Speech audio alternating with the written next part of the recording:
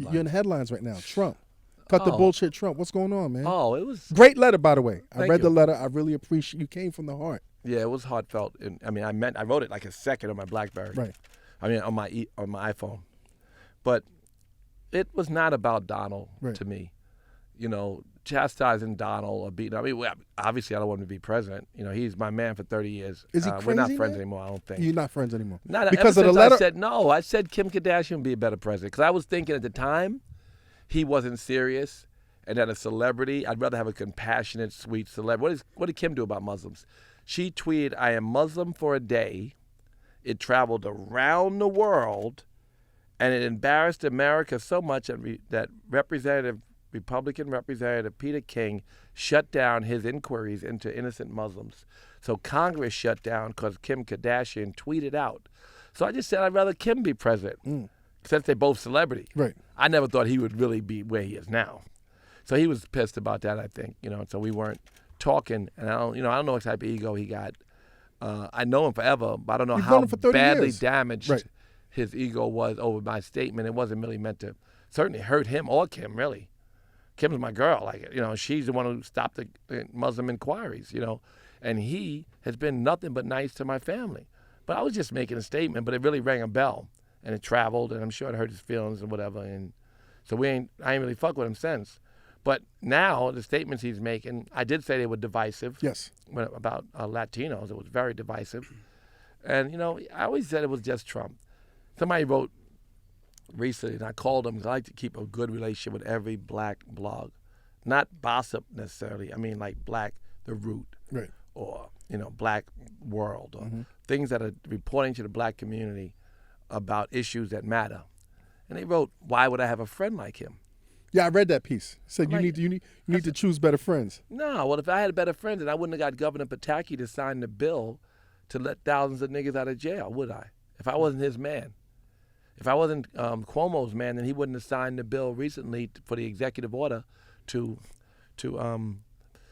have oversight on police in New York State, which is the only state pretty much that does that properly.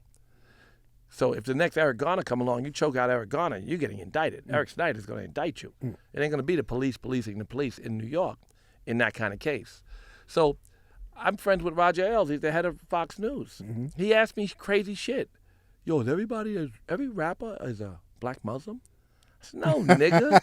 Like, he don't know. He's the head of Fox News, but he's uninformed about some things, and a dialogue is important. And you don't have to agree with people to be friendly with them.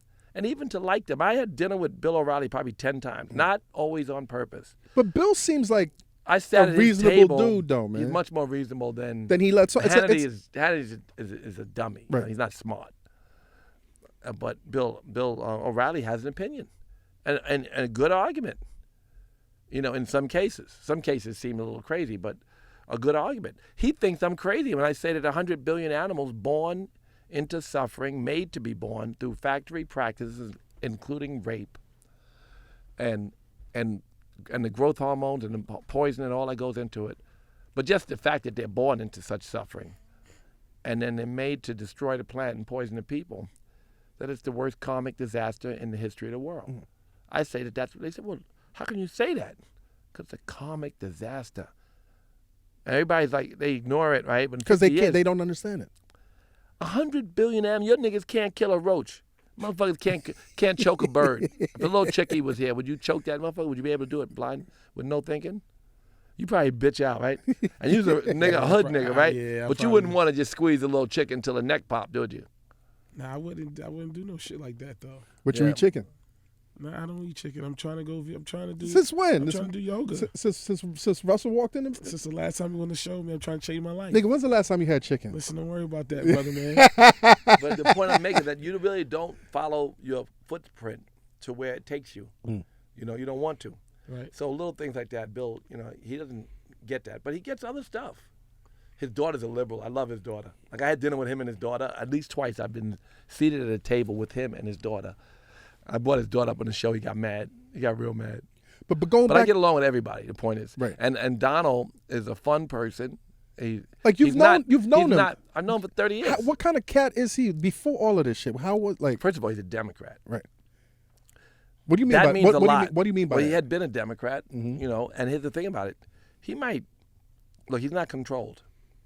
He doesn't have $10 billion, whatever. I don't know his money. I can't count his pocket, but it's probably overstated some. But he has enough press. He doesn't need money, right? He's visible without money. Right. So he's driving a campaign. Well, Cohen brothers can't control him. So what if he says, we got to change these laws on Wall Street. The taxes are ridiculous. Pay your fucking taxes. What if he says, everybody deserves health care? Fuck it. Everybody. Mm-hmm. We should just make, what's it called? Health care. It's called... Obamacare? No, forget Obamacare. Medicaid? Universal health care, and it's called... whatever, universal. Everybody should have health care, right. like in other countries. Right. Civilized countries, go to the hospital and take care of you, period. That's it. Right. What if he said that? What if he said a lot of things? What if he said everybody deserves equal high-quality education? There should be education in every school that would be reasonable and fair and accessible. 2 years of college for free for anybody who has a decent grade. What if he said what other countries have, and he tried to instill it into America? Or, never mind, he can't make it happen because there's way too many politics involved and people on both sides of the aisles that wouldn't support him because they're being paid for. What if he said there's too much money in politics and everybody's controlled? Since he don't take money. Right. What if he said the pharmaceutical industry or the prison industrial complex locks up too many people, costs the taxpayers too much? Fuck that. Stop locking up drug users. Everybody starts pointing out everybody uses Oxycontin as a fucking drug addict. What if he starts saying things that everybody in America knows and believes? It's scary. He could win. Then he could get us in a war and destroy the country. But he has views that Republicans don't like. Are those his views? That Democrats Are those his views, though, Russell? Are those his views? Yeah, it's simple things. A lot of those things are his. Right. Yeah. A lot of them, I would believe, are his. I haven't talked to him about them, but I just think practical shit that everybody believes, he believes. So why is he on this platform? Because everybody fucking believes it. Right. And his party. That's why he's winning. And I'm worried that I don't know, I can't imagine. He probably believes it too, though. He believes what they believe. Everybody believes there's too much money in politics, right? So he might become, if he won the primary and he started saying dumb shit, there's a lot of dumb Democrats, just like there's dumb Republicans. I mean, I shouldn't say they're dumb. I should say that they're. But no, they don't realize the danger of the kind of speech he's making. Right. So they don't realize it. And they don't even think they're racist. They don't know. First of all, Americans are uninformed. And ignorant. And very, very ignorant. The number one group of Americans who protest terrorism are Muslim Americans. They're the most vocal. Not the least vocal. Everybody says, why don't the Muslims speak? They always speak up. The hate crimes are always in their mosque. People are always getting beat up in hate crimes. It's not newsworthy. The attacks on the Muslim community are not making the news. And the Muslims' effort to stop the most anti-Muslim group in the world, ISIS, is not made public. What is that? ISIS kills 97% Muslims. That's what the fuck they kill. ISIS kills Muslims. Yeah. They're an anti-Muslim group. Mm. So they can claim a certain kind of fanaticism, but they're killing Muslims. So no one knows that. So when you realize that and you stomach that, you're like, the beautiful person with the religious garb. You ain't wearing religious garb. You're wearing a fitted. You know what I mean? So these people are walking around with something that reminds them of God all day, looking religious, sweet, reminded of God. Because that's what observances are. When you put on an outfit, damn, I gotta wear this funny outfit. Yeah, this is everything to remind you of God. Every religion has observances, right? Yep. That's a big observance. Every day, wrap your head, put on your shit, walk around, be sweet. That's your job. Because all of this stuff you're putting on reminds you of all that's in Scripture. And believe me, the Bible's a bloody motherfucker. Yes. It's just, you know what a good quote that I love from the Quran is, love all men of good books equally. Mm. It's like when Krishna says, whether you know me as Krishna or not, do these things, you come to me. It has no bearing on whether you know me as Krishna or not. I think it's what it says. It's in the Bhagavad Gita. It's my yogic shit, right? But all of the great teachers taught that, and so did Muhammad. He said, love all men of good books equally. And that's the Muslim code. Love everybody. But Americans don't know that. They're being fed fear on industry, media It's industry. consistent fear. The media. What the fuck was that nigga who shot up The church. Planned Parenthood? Oh yeah. The Christian fanatic. Yep. Right? Because the Christian And fanatic. it's amazing when you look at the statistics, and I'm not trying to point fingers, but a lot of these Christian fanatics have done a lot of damage, and there's no fear. There's Oklahoma. no fear of the whole, those radical Christians. Yep. They're doing more shit than the Muslim radicals, and they're not newsworthy. Right. So we have to talk about these things. That's my job as a chairman of the Foundation for Ethnic Understanding. What is that, man? We have 40-some countries where imams speak in synagogues and rabbis speak in mosques. And we have programs, twinning programs, where they do work together to help each other's community. The Muslims fight anti-Semitism, and they marched in Paris against anti-Semitism. And the rabbis fight Islamophobia. We had a march here. I am Muslim for a day. Remember? It was on the cover of Daily News. Big deal. It was the rabbis.